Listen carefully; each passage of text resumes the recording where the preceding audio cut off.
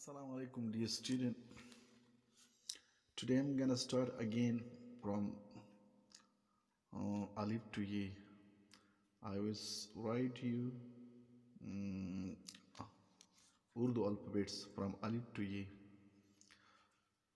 सबसे इम्पोर्टेंट चीज़ उर्दू में जो है सबसे इम्पोर्टेंट चीज़ that how can you hold the pen, इसमें आप लोग पेन किस तरीके से पकड़ेंगे। देखिए पेन का होल्डिंग ज़रा देखिए, आपने इस फिंगर पे देखो, इसके थर्ड जॉइंट पे एक दो तीन तीसरी जॉइंट पे उर्दू के लिए पेन आपने इस तरह पकड़ना है। देखिए ये तरीका है, ठीक है। इसी तरह इसकी डिग्री बन जाती है 45 डिग्री, ठीक है। फिर तुम्हें कैसे पता चलेगा कि आपकी पेन होल्डिंग जो है आया सही है कि गलत। तो इसके लिए आप देखिए एक नुक्ता लगाएं इस तरह। देखो ये मेरे पास लाइन है ना, तो लाइन पे इसी तरह एक नुक्ता ड्रॉ करें। ये देखो अगर नुक्ता इस तरह से ही आ जाए, देखो स्क्वायर, तो it mean that your pen holding is okay, ठीक है। फिर देखिए बाकायदा मैं आपको शुरू करने जा रहा हूँ कि अलिफ किस तरह लिखा जाता है। तो अलिफ की शुरुआत आप कुछ यूँ करेंगे। देखिए हर लफ्ज़ की शुरुआत 45 डिग्री से होती है। तो देखो अलिफ की शुरुआत जब आप लोग करते हैं ना, तो यहाँ से देखो इसी तरह करें स्लांट। आप ज़रा देख लें, ऐसे स्लांट शुरुआत इसकी होगी, ऐसे करके ना फिर सीधा आए, फिर ये नीचे वाला हिस्सा स्लांट होगा, ठीक है। ऐसे शुरू करें ना, और फिर इसी तरह देखें, ये अलिफ लिखने का तरीका है, ठीक है। फिर देखो, और मश्क करने का तरीका भी ये है। देखो कि आप हर एक लफ्ज़ जो है ना इसको एक एक लाइन में लिखें, बार बार उसी तरह बनाने की कोशिश करें, ठीक है। जैसे आप बार बार लिखने की कोशिश करेंगे तो आपकी रीडिंग दिन ब दिन खूबसूरत होती जाएगी। बार बार इसी तरह एक एक लफ्ज़ लिखिए, एक एक लाइन में एक एक लफ्ज़ लिखिए।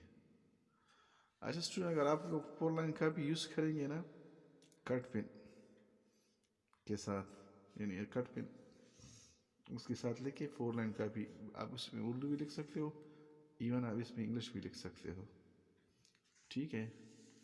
ये अलिफ लिखने का तरीका है, ठीक है। फिंगर गेप से लिखते हो या और फंग फंग थोड़ा सा लिखते हो, एज यू विश, ठीक है। अलिफ लिखने का तरीका आप ज़रा देखिए बे, बे किस तरह लिखा जाता है।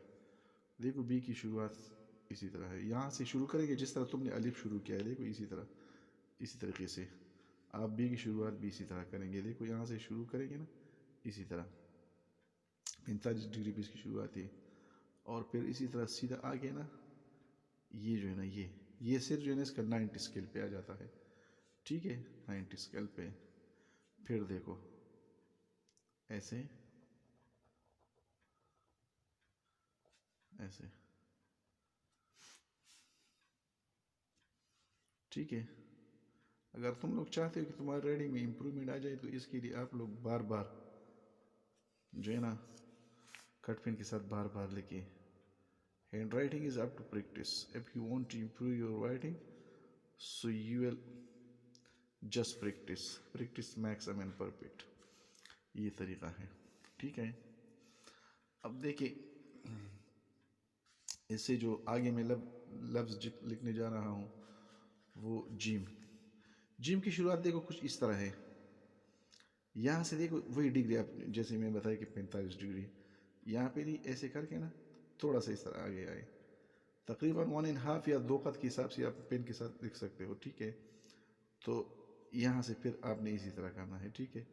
ये जिम थोड़ा सा मुश्किल होता है, सारे लफ्ज़ों में जो है ना जिम लिखना मुश्किल होता है। इसको किंग अप कैलीग्राफी भी कहा जाता है, क्योंकि इससे बहुत सारे अल्फाज इसके अंदर छुपे हुए हैं, इसीलिए इसको किंग अप कैलीग्राफी कहा जाता है।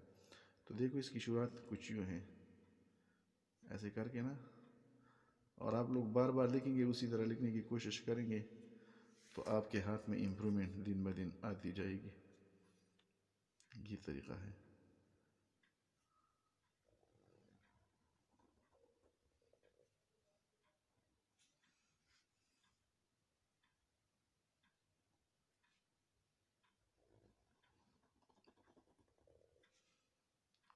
ठीक है।